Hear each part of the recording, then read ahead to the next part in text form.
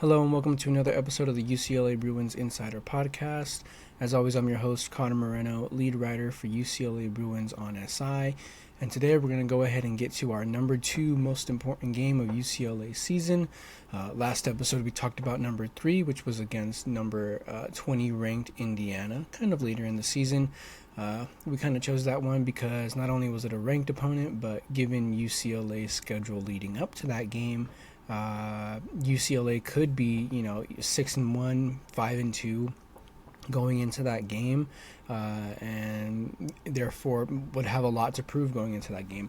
Or on the flip side, if something goes wrong, the Indiana game marks the beginning of what I think is UCLA's most difficult stretch on their schedule, and it could be crucial to kind of turning the season around and maintaining the possibility of winning a bowl game.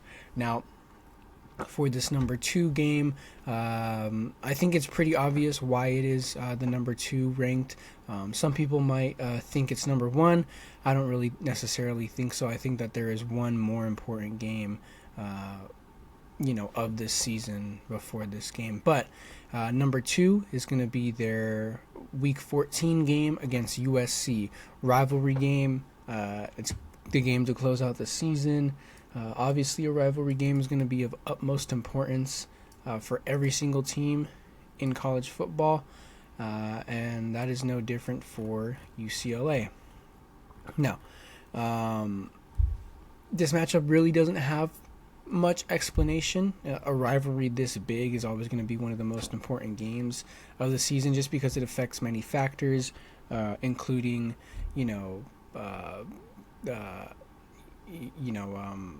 how much recruits really look at rivalry games, I'm pretty sure, and especially when your rival is USC, who's been dominating the recruiting trail this year.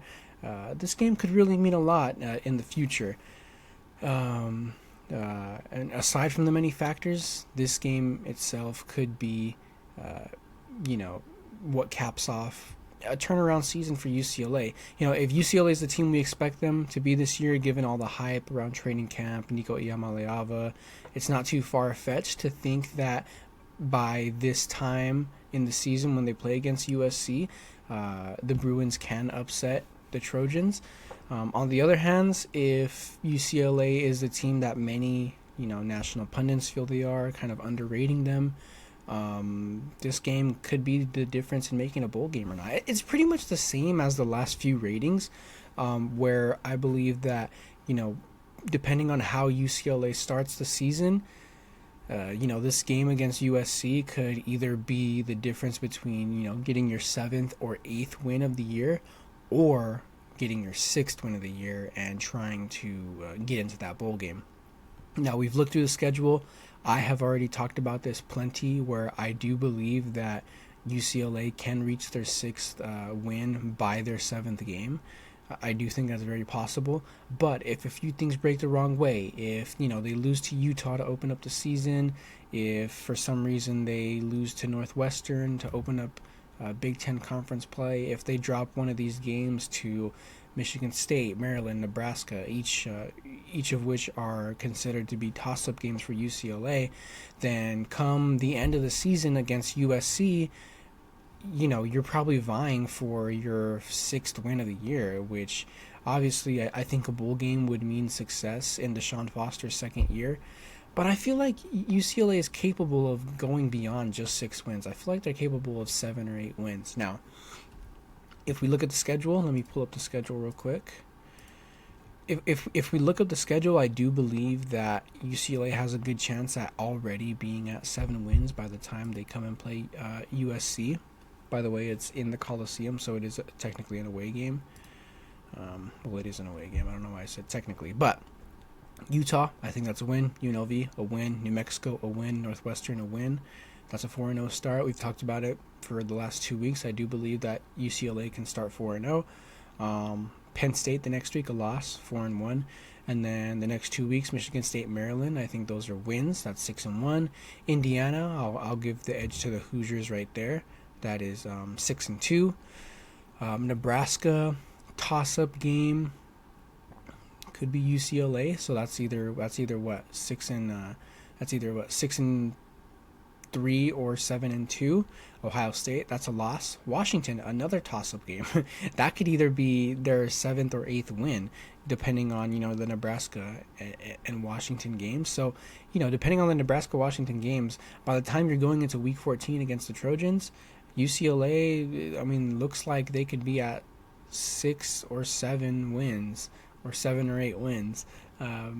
But yeah, and also the same thing goes for their game against Indiana, which we talked about last episode. Depending on how the season goes before that game,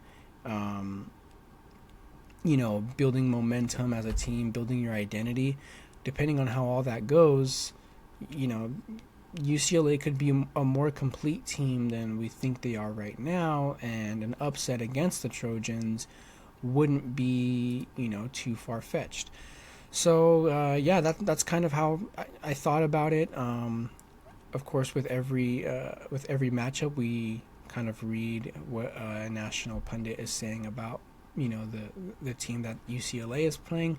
Today's no different. We're going back to our guy, Bill Connolly.